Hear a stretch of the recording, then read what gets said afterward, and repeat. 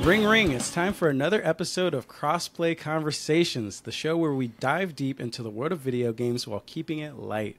I'm your host, Joseph Hooper, and today we have my lovely co-hosts, Luke Lewis and Jacob McCourt, joining me. How's it going, fellas? Luke, you first. It's going well. Happy to be back. Episode number 2. We did it. We're still doing it. Excited. Yeah, people are gonna listen to both like back to back because they're excited to hear our show. And today's a great topic. Thank you for suggesting it, Joseph.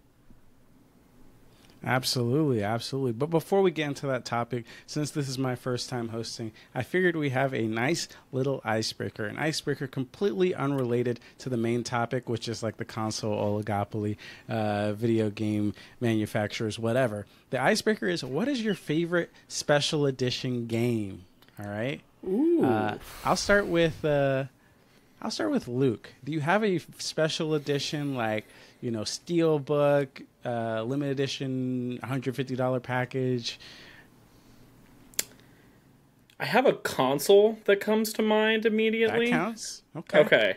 The Spider-Man PS4 Pro I got at launch along with the launch of that game, and that is just the sweetest looking piece of hardware. Like, it's so sleek, it's shiny, the color scheme is really well done. I think the logo looks really nice.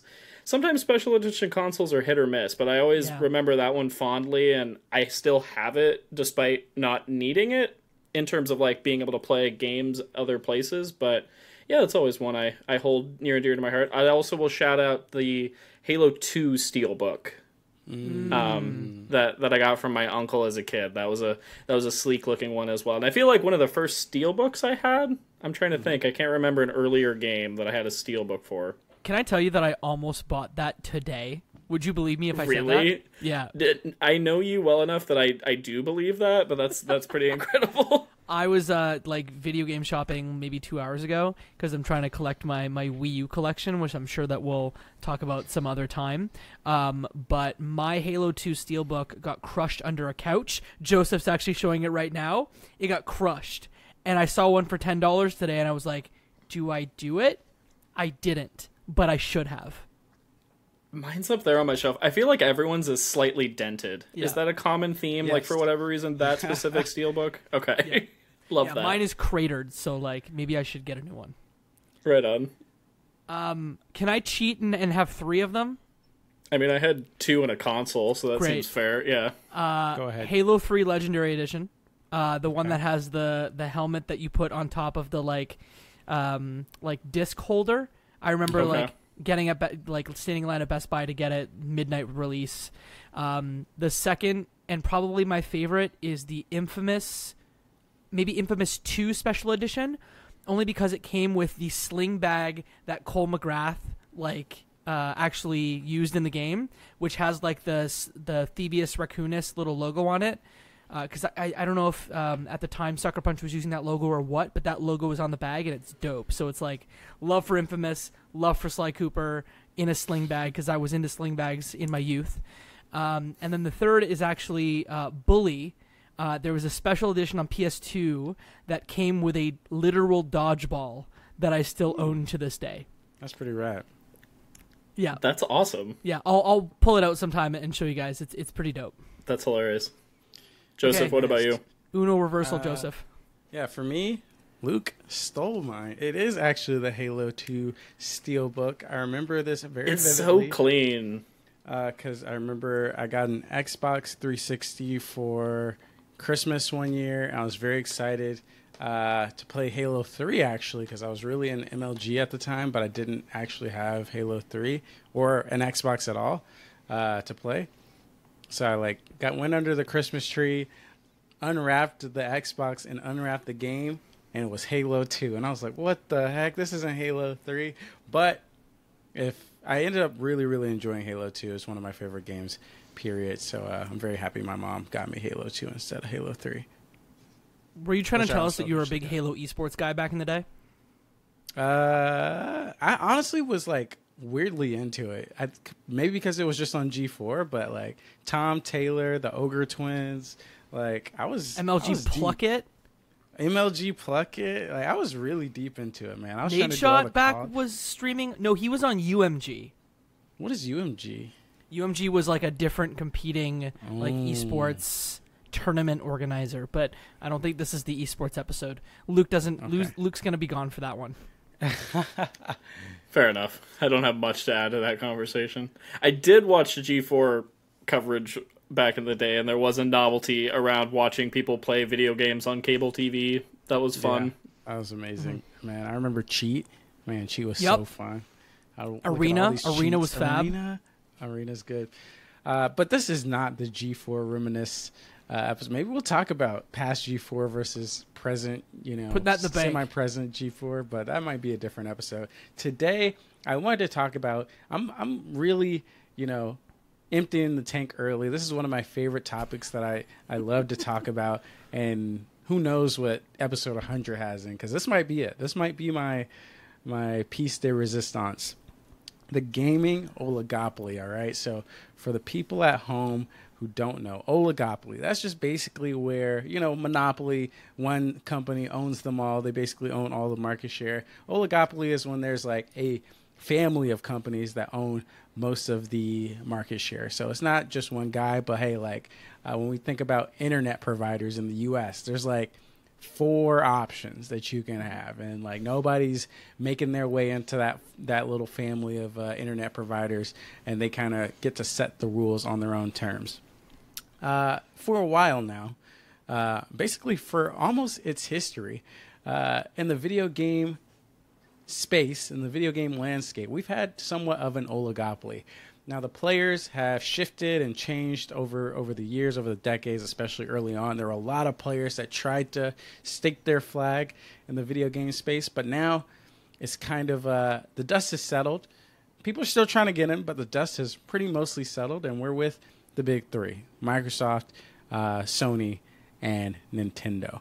So I wanted to talk about that with a couple different topics sprinkled without, but let's start with, actually, I had a bullet. I'm going to start with a bullet point that's not even on my little schedule here, because we're getting crazy. We're going off the rails. Let's go. In honor of the whole Activision Blizzard purchase by Microsoft, will they, won't they? It looks like they will. Let's talk about video game consolidation, all right? Why is it bad? Is it bad? I want to hear the thoughts, and I'm gonna start once again with Luke. Jacob, I know you're chomping at the bit to get at this topic, so I'm gonna start with Luke, and I want to hear your thoughts on video game consolidation as you know it today, and what are your thoughts, your fears, your non-fears? How are you feeling? It's complicated. I think I have a lot of feelings, but I think there's pros and cons, and I see different companies approaching it a lot of different ways, and I'm sure we'll get into some of these specifics, but I look at, for example, let's look at Xbox and Microsoft versus like what Tencent is doing, and I think those are kind of like the different ends of the spectrum for me of like, I view, for example, a studio like Double Fine getting resources and funding from Microsoft as a good thing, giving that indie studio some stability, giving them more resources, giving them more access to technology, make better games. Net, probably a positive thing for that studio. But then I look at Embracer Group buying up studios by the dozen, different THQ Nordic things, properties getting lost in the shuffle, development hell, mismanagement of resources and funding and things, and it just seems like such a mess. So I think depending on like how these corporations are approaching it, it could be good and bad for the industry. But yeah, and then we get into all of the FTC stuff with Microsoft and kind of what it means for the broader future of the gaming industry. Like this topic is huge, but yeah, I think it's complex. It's not one side or the other. It's kind of my initial take. Sure. Jacob, yeah, take? It's really complicated, as you said, Luke, because even when I think of like the trajectory of Xbox, right? Think about how, as consumers, we were enamored by Xbox Live for the first couple years, where they would, add a game or add a studio, and we would just go, "Oh my God, it's the greatest deal in gaming." But Xbox then there Live was or Game Pass. Game Pass, yes. Okay. But then there was this tipping point where they made the acquisition of, I think it was, I don't remember if it was 8 or 10 studios, the one where Double Fine was acquired, along with In Exile and a few others. At that point, at least in my case, I was going, okay, this seems like they're gathering a lot of power, and they're, sure, they're getting efficiencies, but at what point do I say too much? And then the Bethesda thing happened. And then I said, "Oh, okay, this is a lot." And then they go and purchase, Activision Blizzard King, which is not arguably, which is the largest tech acquisition in U.S. history. And I think that's where I kind of raise the red flag and go, like, sure, this seems anti-competitive because they can do things that other companies can't. Right? Sony does not have the cash on hand to go and purchase a $70 million company. Nintendo cannot do that. Ubisoft cannot do that. There are very few companies that can make that move, and that move comes from cash not generated from games. So I think that's all I'll say for now. But there definitely was a tipping point in the game industry where I was like, maybe this is now not good for consumers. Because sure, we love Phil Spencer, and I think Phil Spencer as a leader in the games industry is a good one. But what happens when Phil leaves, right? That's the thing that no one is talking about. Think about Double Fine, even if you bring up the example. Sure. Microsoft almost sank Double Fine with the original Psychonauts. They pulled out of their publishing agreement. Majesco came in at the last minute and kind of gave them money to put the game out. And that was because Ed Freeze came in and was like, nah, or Ed Freeze left and was like, we don't need this game anymore. So tides change, and tides could change in this respect. And to that point, too, like, what does a Double Fine game developed entirely under Microsoft look like? Do we get things like Psych Odyssey at that point? Do we have that level of, like, access to that team? I don't know. There's a lot of ramifications to your point, too. Yeah. Joseph, how do you feel? This is interesting because I think your comments perfectly segue into my next kind of thought, but I will give you my general thoughts before that. So I wholly agree with Luke. I think it is a very complex topic. I think it is almost like a case-by-case situation. And personally, I think that consolidation in general, especially when we're talking about billions and billions of dollars to take off a big player in the video game industry off the board, is like, this is like kind of odd. This is something that especially the video game industry isn't all too familiar with. But at the same time, I do think it's like the video game industry is still super, super young, like compared to a lot of these other entertainment industries. And like I said, the console market is an oligopoly. If one console market manufacturer goes down and there's only 2 left, that drastically changes the video game industry forever. Like, it just does, and we'll talk about that in a little bit later.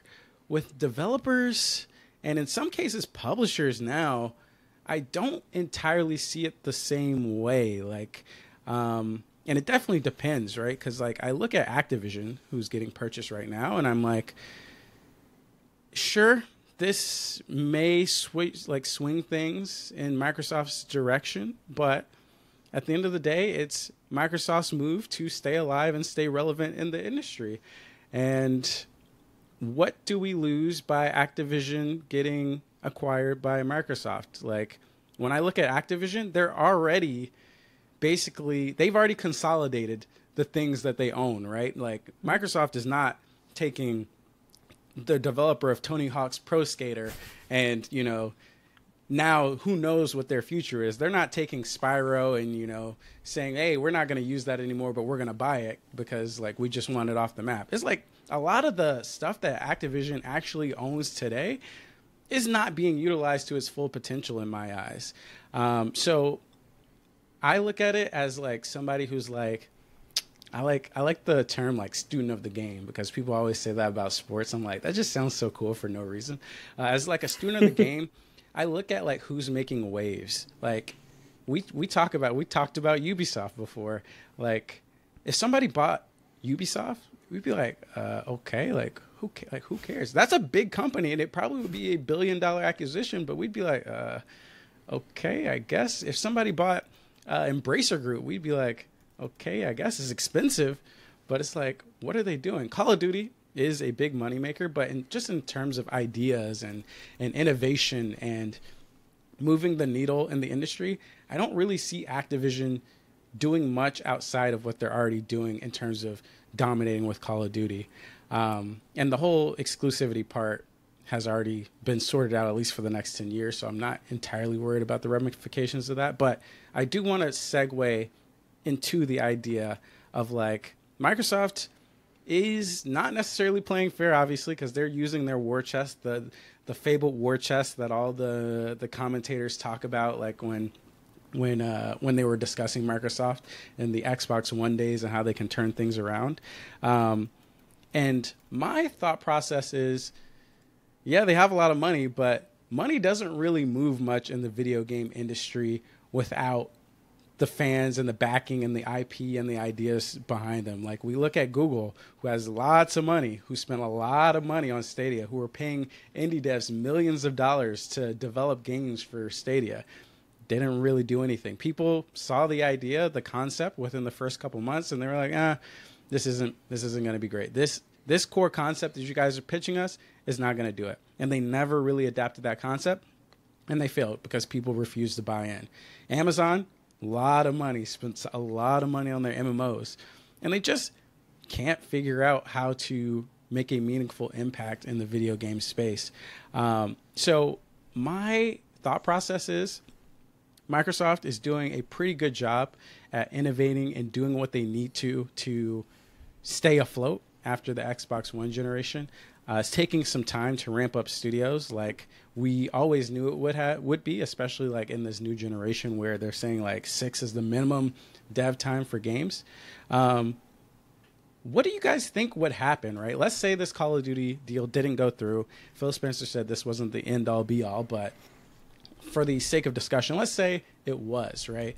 Would you rather Microsoft kind of just organically fail because Sony just has so much market share power because they took advantage of Microsoft's stumble and was able to capture a lot of that market share in the PS4 generation? Would you rather an organic failure come out just because Microsoft can't compete, or would you rather a more competitive Activision acquisition that allows them to innovate more in the space of Game Pass, which might help them survive and keep things interesting over the next 2-3 decades? I'm curious. Jacob, let's do reverse Robin right now. I'm curious what you think about this. The thing that like people, the console warriors, I'm going to invoke the console warriors, that they always say is like, Microsoft's dead. They are going to lose to Sony. When like, I think Sony and Microsoft's businesses are just fundamentally different, right? When you think about Sony, are they making as much margin on online services compared to Microsoft? I bet you they're not, right? So when you say, did they need to make that acquisition to stay afloat? I argue that they didn't have to. I argue that they could have gone out with their war chest, and if it wasn't an acquisition of Activision Blizzard King, they could have just done a whole bunch of content licensing deals where they go out to the Activisions, the Blizzards, the Kings, the EAs, the Ubisofts, the Tencents, and say, we're going to just give you a bag of money to give us your IP, at least for the first year on console. We could have gone back to the timed exclusives instead. They didn't need to make this move. They made this move because they were sitting on a lot of cash, and because even if they wanted to borrow, because reminder, the ABK deal was $68 billion in cash, which is crazy. But also, like, debt was cheap, right? So if they needed to borrow, you could borrow money for 2%, 3%, something that you can't necessarily do now, right? So if they're trying to make a 10% return, it's just really easy for them to go to the bank, get a 2% loan, and then make that purchase, leverage that purchase, and then make money off it for the long term. Microsoft would have been fine. That's, I guess, my take. I don't know. Do you disagree? I don't know if I don't know if fine is exactly. Yeah, define fine because is kind of where my thought process is like, as a business, if Xbox was a business independently, similar to how PlayStation drives the revenue of Sony in a lot of ways, Xbox doesn't really drive the revenue of Microsoft. So I don't think they needed to do this deal. Like, we all know that they did this deal because they saw the opportunity, but they were considering buying a Sega or a Square Enix, which, even though Activision Blizzard is significantly bigger than a Square Enix or a Sega purchase, I think the ramifications feel similar to me. Whereas, like, if Microsoft all of a sudden now owns Sega, and as a result they own Atlas and Monster Hunter and all these franchises that are iconic that are now exclusive to Xbox or something, I think that's like once again, it's not always about the dollars in the video game industry, and I think that's just as big. But anyways, in terms of being fine, Xbox doesn't really bring that much revenue to Microsoft. And can I give you stats, because I have them as a percentage? So as a percentage of their business, gaming is 8% of Microsoft's business, right? Right. For reference, in 2022, that is $16 billion in revenue for a $200 billion company. So just think about that. Like, a drop in the bucket. A lot? Oh, you're saying it's a drop in the bucket. Okay, yeah, compared I agree. to what the company overall is doing. Yeah, I agree. Fair. So I think Phil Spencer has said, like, in these court depositions, right? Like, Microsoft expects us to operate as a standalone business, right? And if we can't do that, then we just have to do what a standalone business will have to do, which is cut things down or do whatever until, you start being cash positive. So I think that cutting deals, like the thing that Sony does in comparison, cutting deals for Final Fantasy and stuff, the interesting thing about that is it's very hard to do when you are in third place, because even though Sony cuts deals like for Final Fantasy, I promise you, if Microsoft wanted to cut that same deal, it'd probably be 2, maybe 3x the cost, because they just don't have that market share. So I think I don't know what options. I'm not saying that this was their only option, but I don't know if like the option to just do third-party deals is like an option anymore for Microsoft at this point. But anyway, I agree with what you're saying. I don't think they had to do this deal. I'm more curious about, like, let's say for whatever reason they did have to do this deal and it got blocked. What do we think the world would be like? And Luke, feel free to answer this, or feel free to answer the previous question. What do we think the world would be like if Xbox is forced to, like, hey, we can't make consoles anymore. We have to just publish whatever games we can with the studios we have and put things on PlayStation. Is that a world that we are okay living in? All right. Not that it wouldn't happen. It can't happen. Will we be okay if it did happen? So, Luke, feel free to answer the previous question as well, but I'm curious your thoughts. Sure. I think kind of just jumping into everything, something that's on the top of my mind right now is just like the relevance of Xbox as a brand to me as a consumer. And I think about like how diehard of an Xbox fan I was during the 360 era, and how that was my console of choice. That was my friend's console of choice. A lot of that had to do with the ease of Xbox Live, Xbox Arcade, and there were just a lot of awesome first-party titles and third-party partnerships on that platform. And I think about how a lot of that fell off for me in the Xbox One era, and how I think without a lot of these acquisitions, I wouldn't have felt compelled or interested in what Xbox was doing going into this new current generation. That said, I totally agree with everything that's being said about, like, I don't think they would have had to make this deal to sustain business, but I think there is something to keeping relevance and keeping things interesting, albeit maybe having negative effects in terms of, like, corporations, huge takeovers, limited resources for other companies, etc., etc.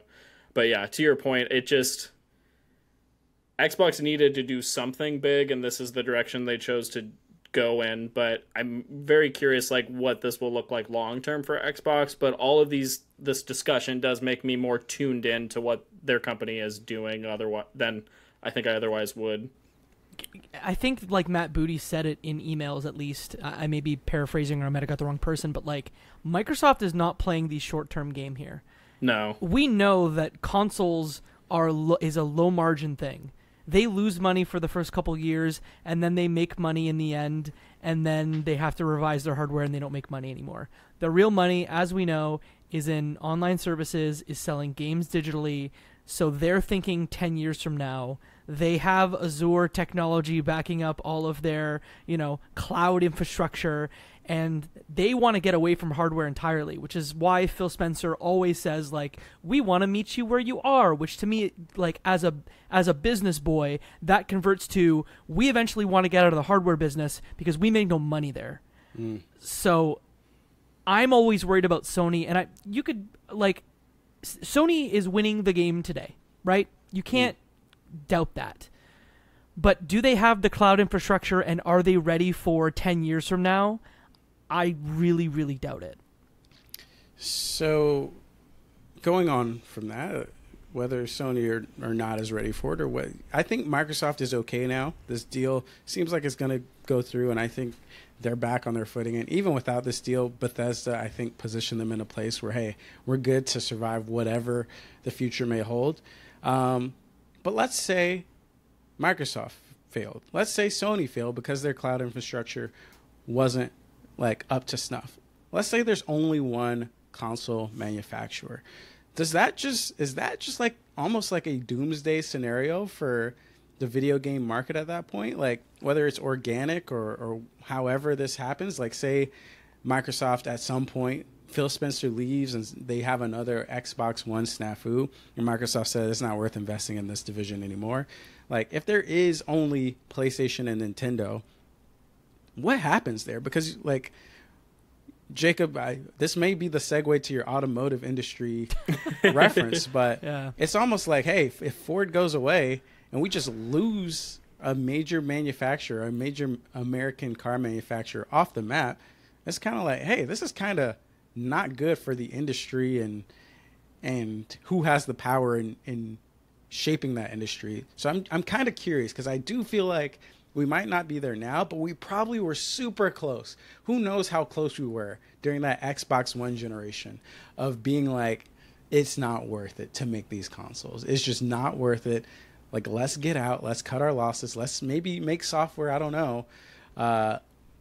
And let's just let PlayStation have it, and PlayStation, Nintendo. I'm curious, what happens to the industry in that scenario? It's a really interesting question, right? Because the thing we have to remind ourselves of is, like, the 360 was incredibly popular, but Microsoft had to spend a butt ton of money because those consoles just didn't work, and their recycling program cost them billions. So let's assume they made very little money in that generation, right? The Xbox One is bad. It comes out the gate, and it is not a game console, and players are not happy. They get trounced by the PlayStation. I think companies like Microsoft can play the long game like few companies can. So I was never worried that Xbox was going to go away. Was I worried if the next console was also poor? Maybe. But obviously with Big Phil, they figured it out. They turned it around. The question you asked was, what happens if we lose one of these companies, right?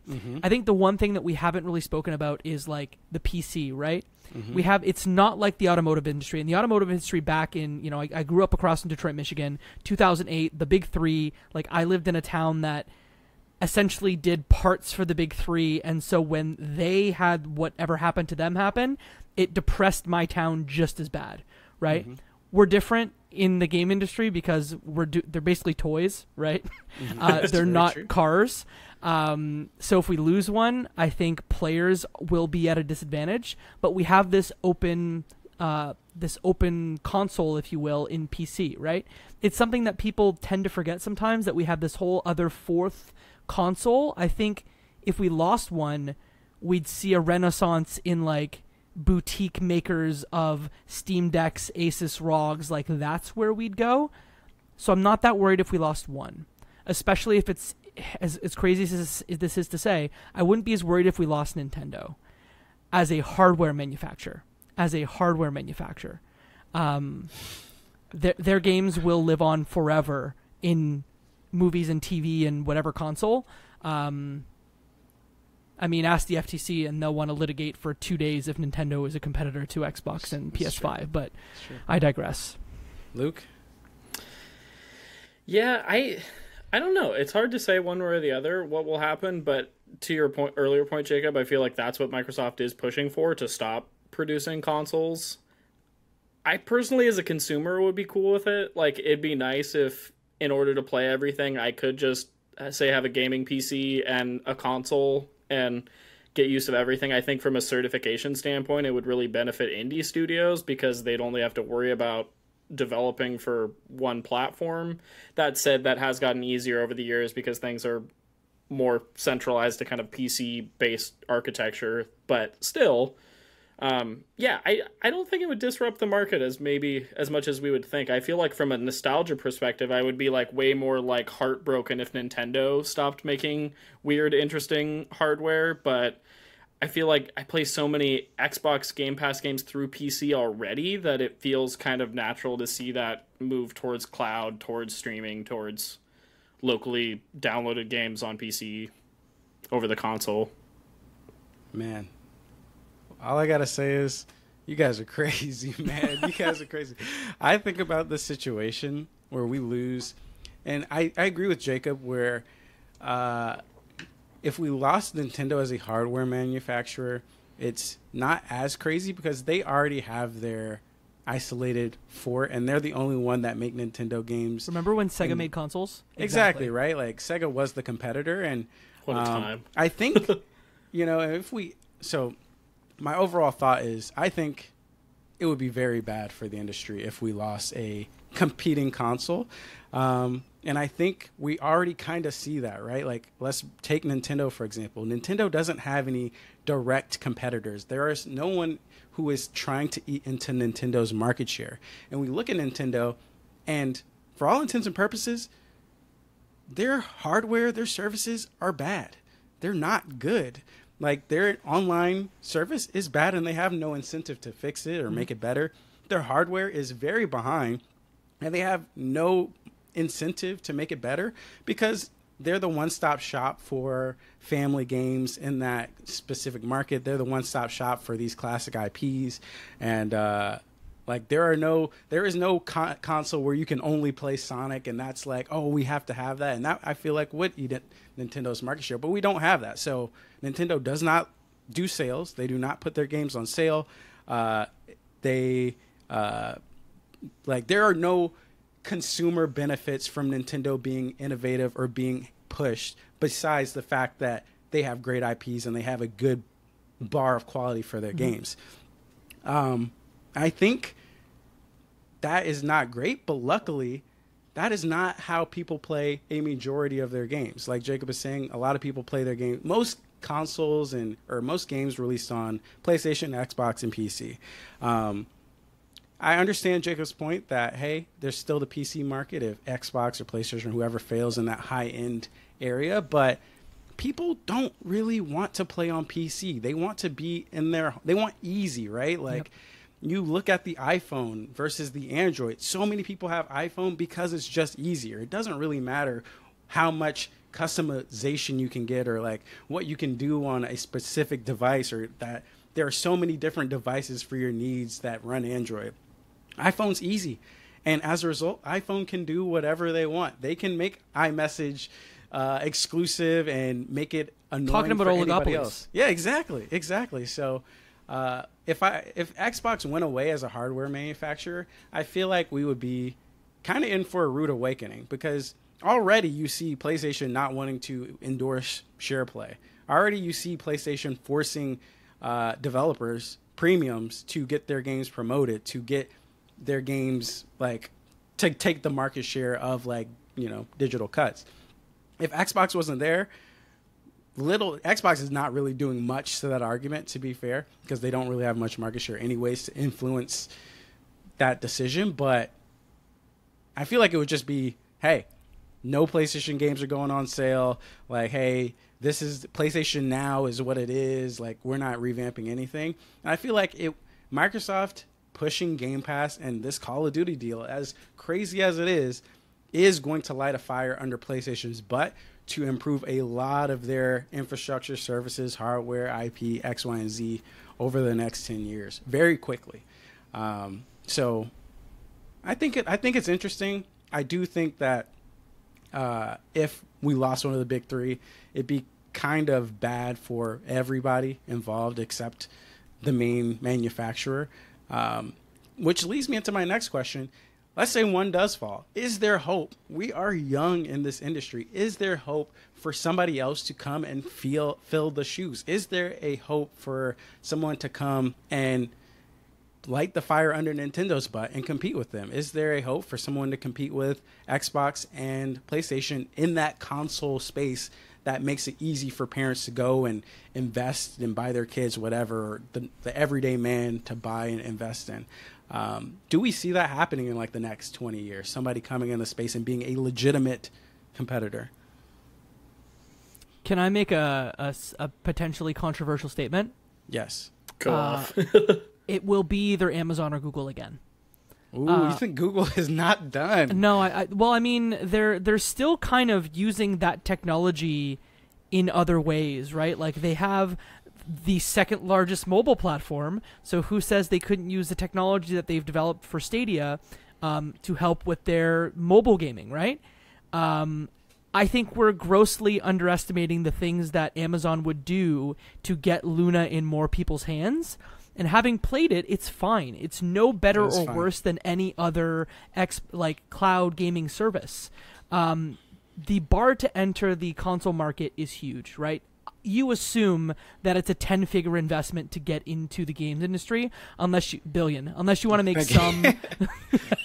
unless you want to make some weird console that doesn't work like the ColecoVision. I'm sure Tommy Tallarico is going to find me and come after me for saying that. But like, who can make that play? Who can afford to lose money for 10 years to make that play? It's Google, it's Amazon, and I don't think anyone else.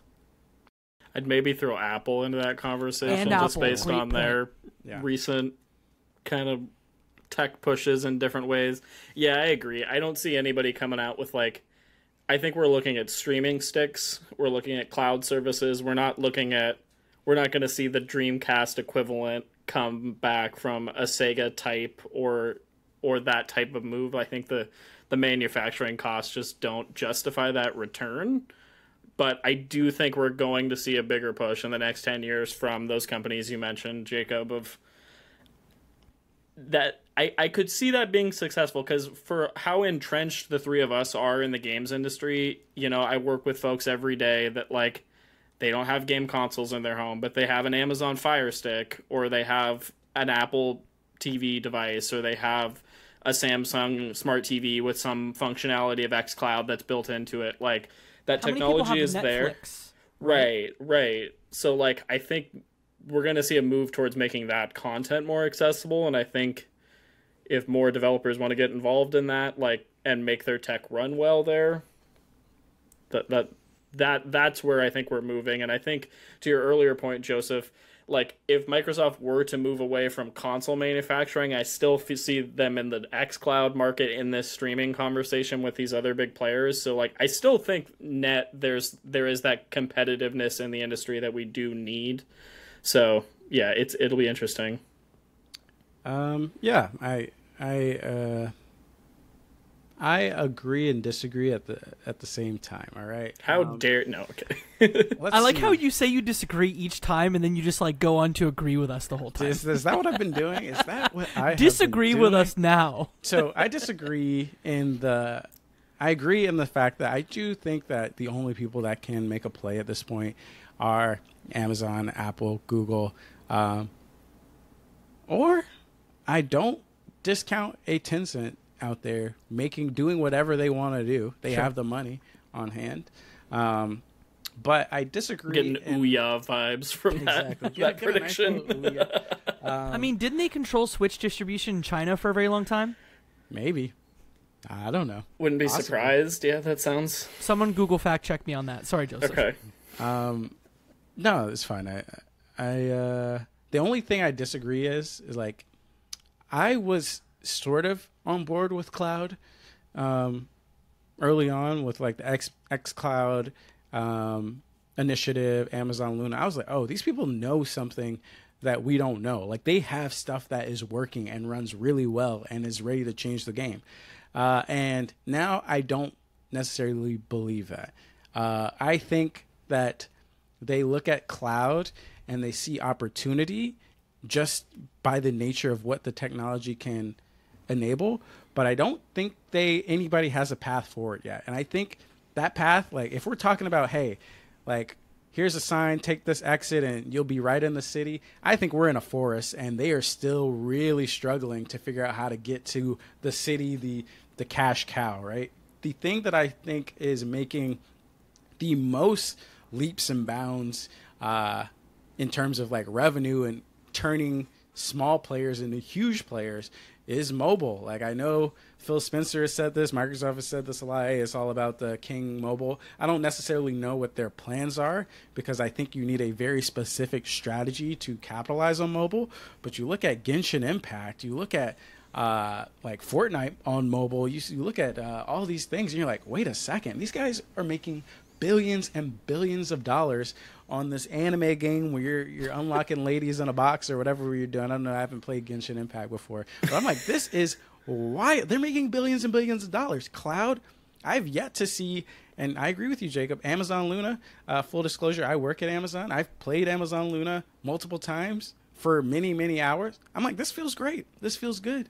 But I have not seen any evidence out there in the industry from anybody, any of the big players, that this can be a very profitable and viable solution in the next decade. I feel like a console is very easy. Hey, this is everything you need. Plug it up, hook it up to the internet, you're good to go.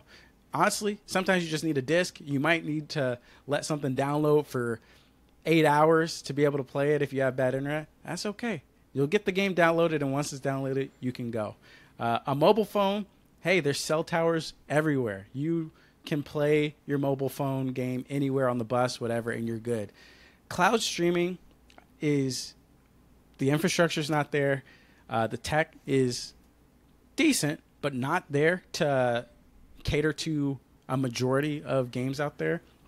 And nobody, no common person I know knows or cares about the cloud. Nobody cares about using the cloud or thinks it's a novel idea or anything like that. So I don't really think that is the avenue forward, at least for not like maybe the next 10 years.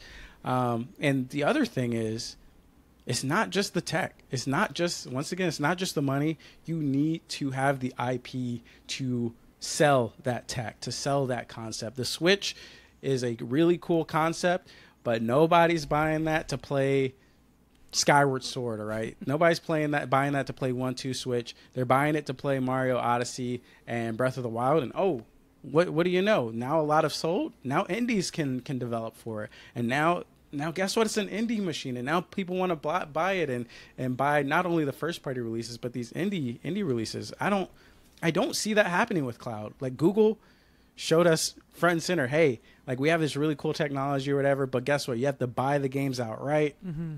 Not to mention we're spending millions of dollars to have these games developed, and we still can't give the games out for free somehow. Like we still can't build a library or portfolio like Game Pass to make this make sense for the average consumer. So I mean, and then talk about another oligopoly, right? When you're a company, especially if you're King, developing for mobile platforms, just by being there, if you want to transact with those customers, it's going to cost you 30% on Android and Apple, right? Yeah, I mean, exactly. Can you get Fortnite on an Apple device right now? You can't. Because Epic said, we don't want to pay 30%. Yeah. Why do we need to pay 30%? We don't care if after a certain dollar amount, you drop the amount that we have to pay by like whatever percentage points. But like, they have that other problem of giving up 30% just because there's another oligopoly controlling like app stores. Mm-hmm. I think, just as a sidebar, I'm surprised we haven't relitigated that again. Why haven't we litigated from an antitrust perspective, like why there's only 2 marketplaces that charge everyone 30% for what maybe arguably doesn't need 30% charge? Mm-hmm. Mm-hmm. That's a whole other episode. Yeah, for sure.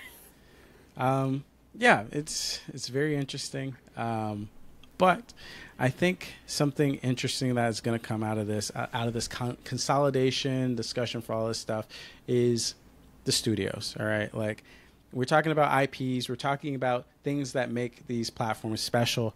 And ultimately, that comes down to the studios. Like, yeah, Activision Blizzard is getting purchased. And a reason that I'm not too up in arms about that after Bethesda got purchased. Bethesda is a big deal to me because Arcane, as far as I'm, we don't talk about Redfall. Arcane, as far as I'm concerned, is still innovating. They are at the peak of their innovation cycle. Todd Howard, we don't talk about Fallout 76. Apparently he wasn't, lead director on that. Todd Howard is one of the visionaries in the industry, and he's still putting out like Starfield looks like it could be his, magnum opus. There we go. That's the word I was looking for. Magnum opus. So you take those guys off the board and you put them under one umbrella, and you're like, I don't know. That's okay. We'll give you this one, but no more. Activision Blizzard, I'm like, okay, somebody's making Call of Duty. I don't know who's directing these Call of Duty games. They're basically, Microsoft Paint, copy paste, whatever. It's fine. It's fine. But then we have IO Interactive. But then we have like Double Fine's taken. What are the Bastion? What's the Bastion studio? That's Supergiant. We got Supergiant. We got these indie studios that I feel like are still working towards their like blow up and being like the biggest names in the industry. And I feel like those are the people we got to protect. Like, how do you guys feel? Like, we keep talking about consolidation and taking people off the map. How do you feel like our studios and publishers are doing in terms of being in jeopardy because of like how the industry is changing so rapidly? Luke, let me get your thoughts.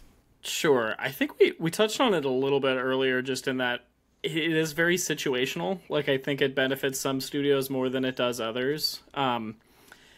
To me, I look at some of these acquisitions, specifically with Activision Blizzard, and I think that maybe we have a better chance at seeing some older IPs that maybe haven't gotten the light of day in a long time. Will we get a new Guitar Hero game or more Crash Bandicoot or Tony Hawk or things like that have been shelved for commercial reasons, but maybe can find the right audience with an indie studio, or not an indie studio, but like a smaller studio under the Microsoft umbrella, if you will, things like that. But to my earlier point when we were talking about Embracer Group and Tencent, like, what's going on with all those studios, and like how are these acquisitions helping them? Yeah, I don't think they are, arguably. It's just such a weird time and place, and yeah, for all those studios, and to even understand like who's publishing, who's developing, everything feels like it's happening behind like a magician's curtain, for better or for worse. I mean, especially with Embracer Group. Like, now that you brought them up, I think we have to talk about how they have essentially purchased, I don't know, I'm not exaggerating when I say like 30 studios in the past couple of years. It's crazy. And then we get a little excited because we're like, oh, they're going to grab Volition and Deep Silver, and like maybe they'll save Saints Row, like, because we put our fan hats on. But then we take our fan hats off, and then we see what they do where, they have some big miss from an acquisition or a deal they were going to do, and now they say all these studios that they've built up, all these IPs that they purchased, that they basically just wanted to like live off the residuals of all those IPs, they're going to consolidate these studios down. So like the humans that work there that had nothing to do with this lose, right? There are good acquisitions, what Phil's done at Microsoft. There are bad acquisitions. Arguably what's happened at Embracer. Yeah. I'm not in there, so I don't know, but from the outside it looks messy. I agree. I think Embracer is just like, oh my God, it is a disaster over there. Whenever you see financials and we're talking about, like this person backed out, we don't really know, it's clear that, hey, they didn't really have a plan in place with any of these acquisitions, and they're just kind of build themselves up and hope that things kind of fall into place, and they clearly are not doing that because making games is hard. Yep. I have like a love and hate relationship when we talk about acquiring studios that are the premier tastemakers in the industry. When we look at Embracer, no offense to anybody Embracer has bought Deep Silver and stuff, I'm like, I can take or leave Deep Silver. Sure, somebody can be on their payroll and fund them and they can make whatever games. Sure, I'm fine with that. But it's not like Embracer acquiring Deep Silver is like, oh my God, they're going to change the trajectory of Deep Silver. They're going to change how their games are made. It's like, I don't even know what Deep Silver's bar of quality is. Like, I only know Dead Island, and I'm like, that game was all right, I guess. But then you look at stuff like, I'm really happy to see like a deal like PlayStation acquiring Bungie. Bungie has a lot of power. They are on the forefront of these like looter shooter games as a service. But when PlayStation bought them, they were still like, hey, we're still going to release games on our terms. We're still going to release them to all consoles and kind of do what we want in terms of like dictating how we manage our games. But they now have funding. They now don't have to worry about where their next check is going to come from. Obviously, we saw Double Fine. Double Fine has a very specific flavor of game where their identity as a studio is closely tied to how we view their games. And it's crazy to look behind the curtain and say, yeah, they were close to not getting Psychonauts 2 out of the door. They were close to not even getting Psychonauts 1 out of the door.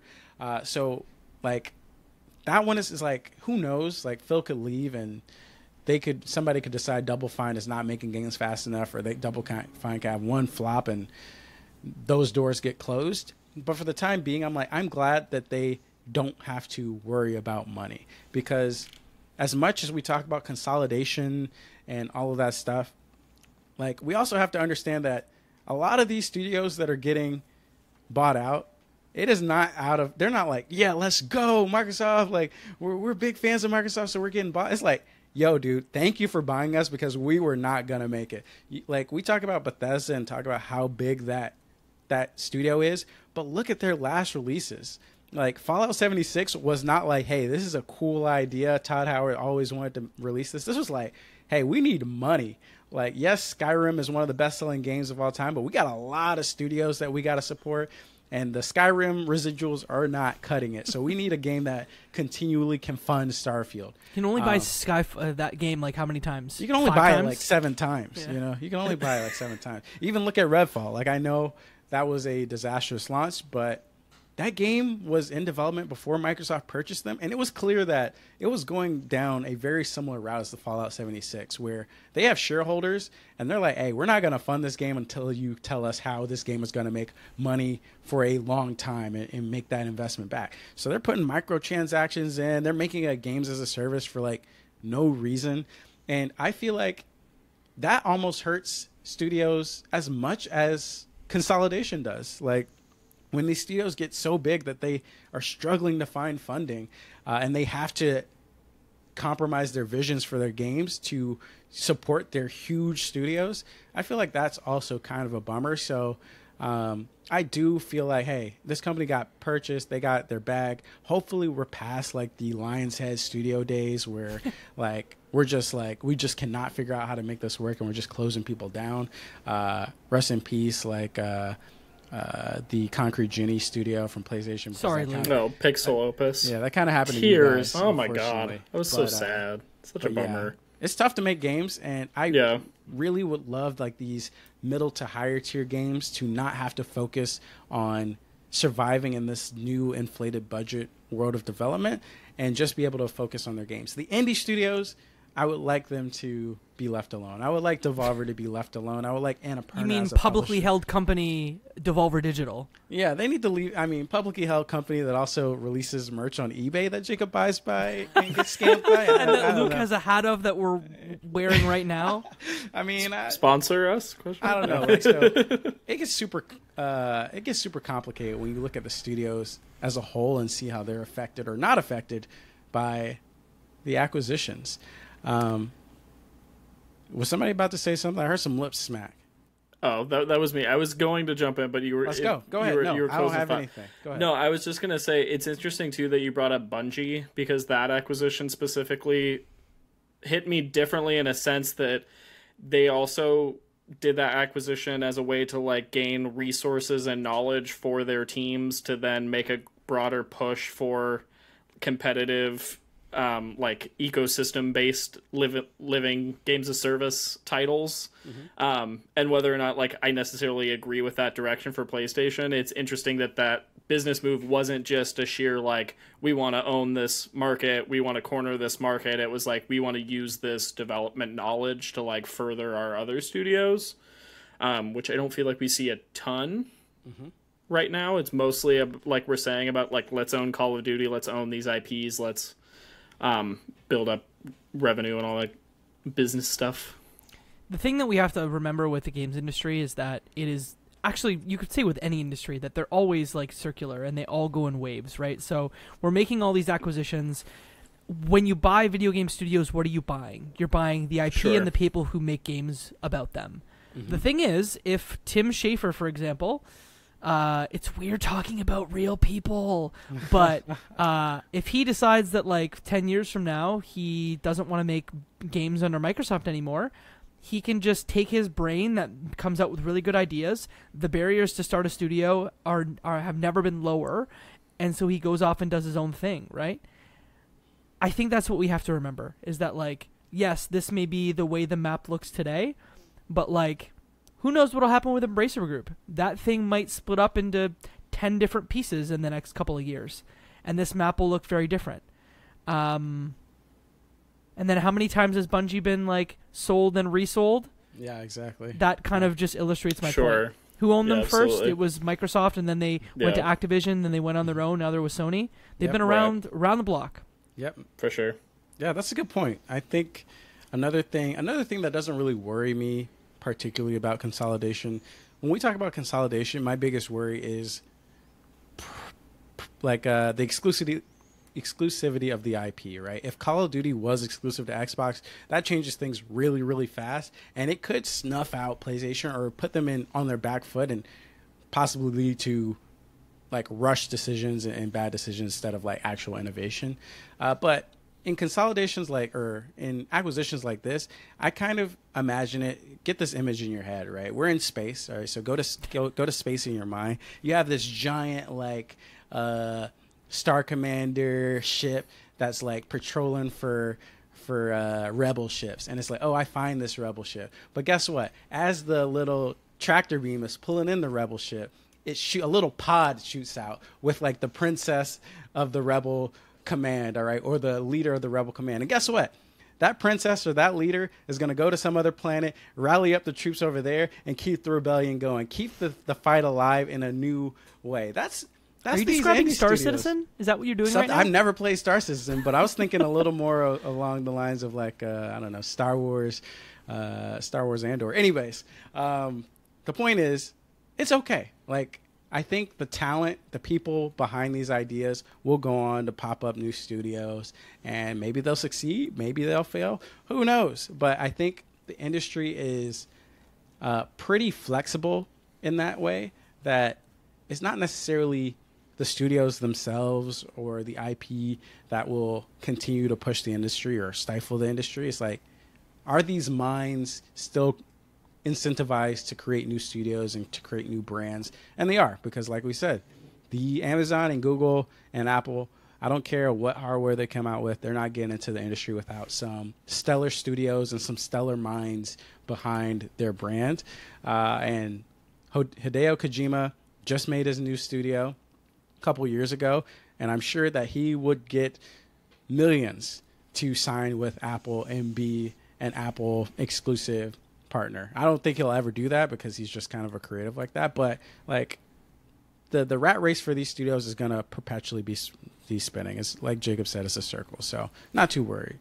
The thing I'd be worried more about is if there were these companies that were starting to vertically integrate, because arguably most of these are horizontal integrations. Sorry, I'm going to use my MBA for 4 seconds here. Let's go. Where like they're just buying content to go on their platform. Mm-hmm. I would worry if Microsoft bought Unity, or like Tencent owns a stake in Epic, right? Who makes an engine that funds games and makes movies and does simulations for cars. Like, that's the thing that, like, I don't love this, to be honest, but that would worry me even more. If we started, cool, let's integrate the engine. Let's integrate cloud. I mean, arguably some of these companies already have, where like then to make a game, you have 2 options of cloud services to use, consoles to be on, infrastructure to use, engines to use. That's what worries me more. This is a 6 out of 10. That would be a 10 out of 10. Yeah. Absolutely. Wasn't there, and maybe you guys can help me, there was literally a acquisition that was blocked because someone was trying to buy ARM. I think it was NVIDIA was trying to buy ARM, and that was like the vertical integration where it's like, like ARM is making, I don't know, like the microchips that you would put in the graphics cards, and they would be literally, I mean, NVIDIA and AMD is already an oligopoly. Like, it would be over.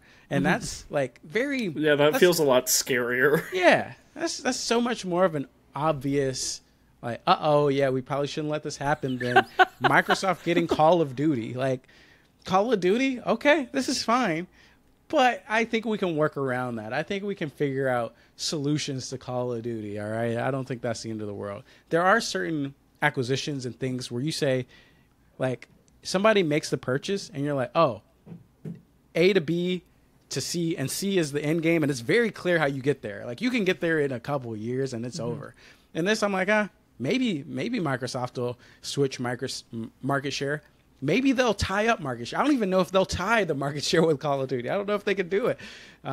So it'll be very interesting to see how these acquisitions work over time, because I agree. Maybe Tencent buys Epic at some point, and what does that do? Like, who knows? So, like, it's very interesting. They own a stake, but they don't own the whole thing. And Epic's a private company, which is also wild, that we don't really know what goes on inside of Epic or Valve because, like, they're privately held.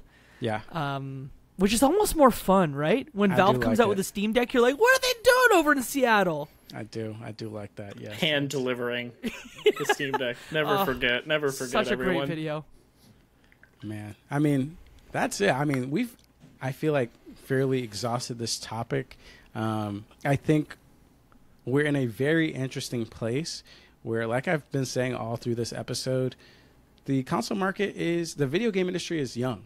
Like, it's super young, but also we already have 3 very, very, very entrenched players, and we're only like, 30 years into the video game life cycle, if that, 30, 40. So it's like, dang, 2 decades from now, where are we going to be? Like, is it going to be like bare minimum PlayStation, Nintendo, Microsoft third party, Valve just on dominating the PC market? Or will cloud revitalize things? I don't know. Can I bring up one more thing before we close out? Sure. There's a sleeping giant that we have not spoken about for this entire hour and 3 minutes of conversation. They're not a console maker, but they are part of what I would say the big 7. If we're thinking about people who have content, like, EA's just been kind of biding their time. And I feel like not enough people talk about the fundamental pivot that's happening inside of EA, separating out their sports division, losing and shedding the FIFA license, which probably was very costly, making all these, like, deals with Star Wars, starting new studios to, like, they started the Black Panther studio, right?